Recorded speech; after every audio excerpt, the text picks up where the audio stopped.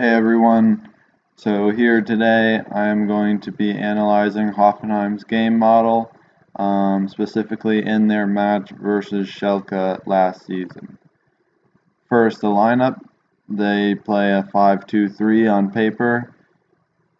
Then Schalke's lineup, Schalke similarly matched with the back five, went with three in midfield and two up top.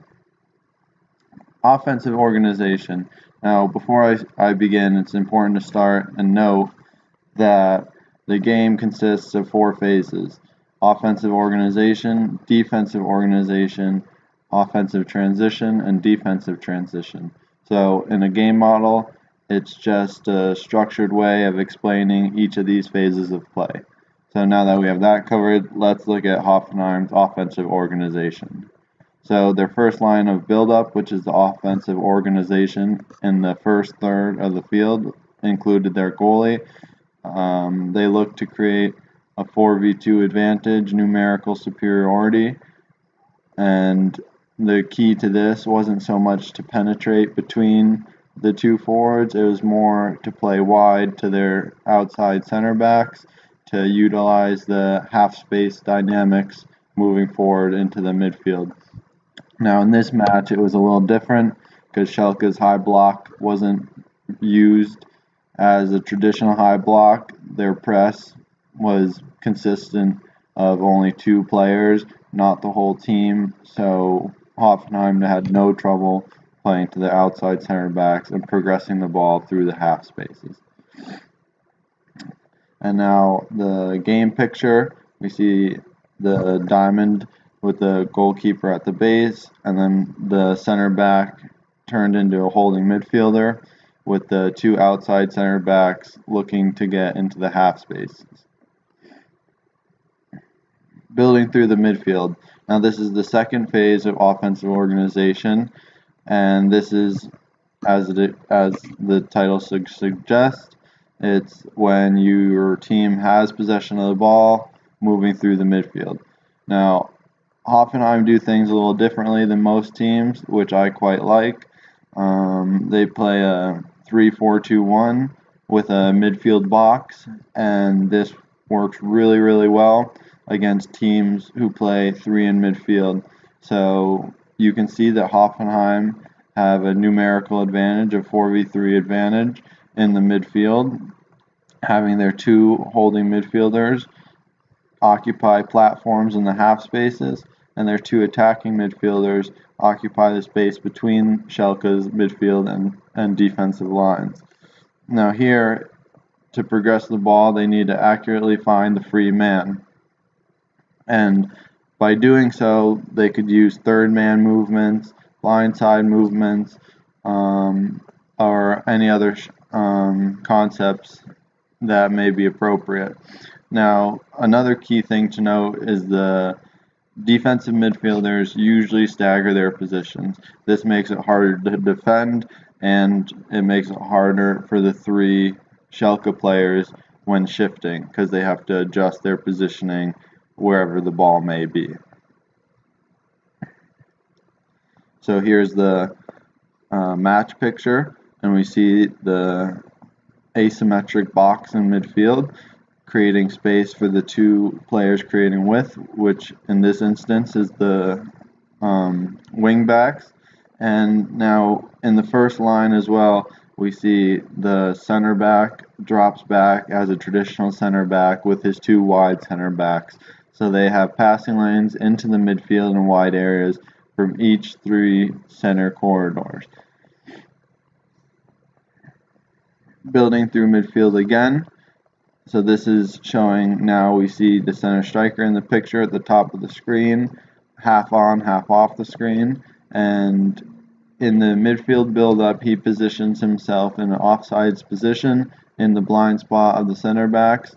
This is to create depth in the team structure when they have possession.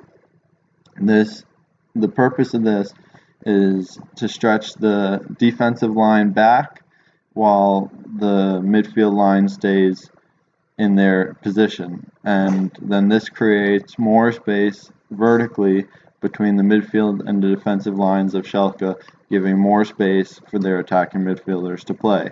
And so for here, for instance, we have our right attacking midfielder. He's positioned himself between three defenders, which narrows their positioning and frees up the wing back out wide. And this brings me to my next point. A typical trend of Hoffenheim, they build up with an in to out principle, especially moving into the offensive third, which means they like to play into the middle three corridors and then end the attack by going to the wide areas and ending with a cross. A goal analysis. Now the build-up came from the midfield third. They created space between the lines, found their right attacking midfielder, and played their center striker through.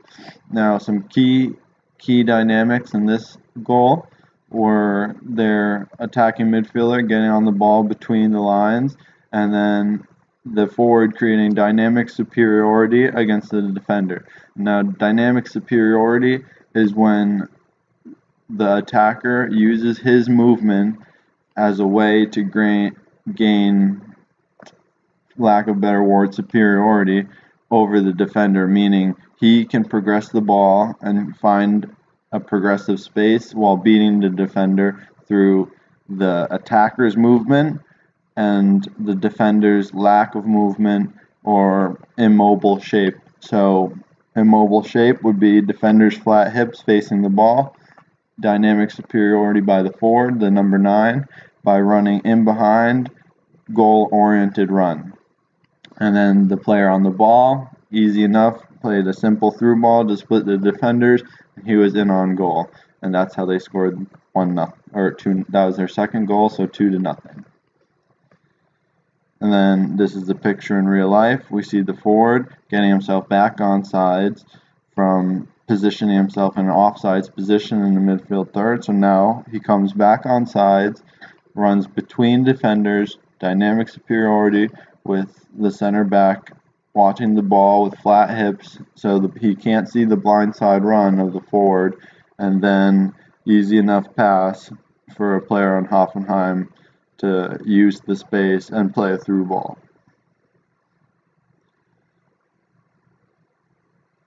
So this is what I was talking about with the in to out principle. So they end the attack in trying to cross the ball most of the time. So what Hoffenheim do so well, and what is really not stressed enough in my opinion when a team tries to cross to create opportunities, is first the second ball. So here we have the number 9 running through the center backs, which is when you're in the box, it's good to position yourself between players or in the blind side of a player, because this makes it harder for you to mark, and it brings up questions for the defense on who's marking who. So number 9 runs between the defenders, and then what we see here is the 3 guys set up for second ball. Now, really important for second ball is the center and the half space that's on the ball side. Those are statistically the most likely places the ball is going to land. So what Hoffenheim have here, they have each 3 center corridors occupied, so they are at the advantage to win the second ball. Now the guy in the back post, even though it's statistically not likely to go there because defenders' clearances, if you think about it, they want to go back out the way they came and out of the box. The defenders most likely aren't going to flick the ball back post to clear it. But this back post second ball guy, he could be a back post runner, or if the cross goes all the way through, he could be there to recycle the ball. Chance creation phase, this is what we were just talking about. We see the center striker between defenders, making it hard, looking to access the space at the front post. We see the 3 second ball guys at the top of the box. ready to clean up anything should the ball be cleared.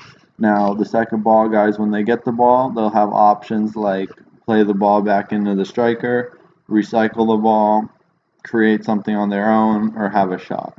So it'll be very hard for Schalke in their compact shape to get out. And second ball guys are really good at creating a counter-pressing structure, which brings us into defensive transition. So counter-pressing. Hoffenheim did administer a counter-press. It was a man-oriented counter-press. And what a man-oriented counter-press is when you lose the ball, you try and win it back immediately. And you do this by instant press, which you first have the guy closest to the ball press the ball. Then the players in the first line, second line, and third line passing options, they each mark the man closest to them with the most dangerous opportunity for the other team to progress the ball. So this creates lack of time on the ball and lack of passing options for the player on the ball, which in turn theoretically leads to turnovers. This is the match example. So here, the player closest to the ball is the left attacking midfielder. And then the forward, we can see he's occupying both center backs. The left defensive midfielder, he's occupying two players with his cover shadow. And now we have a left defender, left center back, coming forward to mark the third line pass so they can't break the press.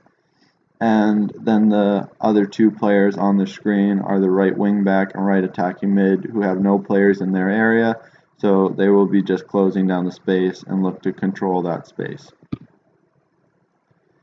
Defensive organization. First, before we start, I'll say this. In defensive organization, there's high block, mid block, low block. Those are three options that a team can use. And here we'll start with high block, defending from the front and going and pressing, being a proactive team. So Hoffenheim did use a high block, and because of Schalke's three defenders, Schalke tried to build up with a 4v2. And how Hoffenheim dealt with this was with their two forwards. They positioned them between the defenders and created dual roles. Now, dual roles are when a player in an advanced area has two different roles or requirements they have to fulfill depending on where the ball is played. So now if you see the goalkeeper, if he plays to 4, the two forwards will react to their right, both following the right arrow. But if the ball should be played to the 5, each forward will react to the arrow on their left. This is a way of minimizing numerical superiority and utilizing a team's defensive positional superiority.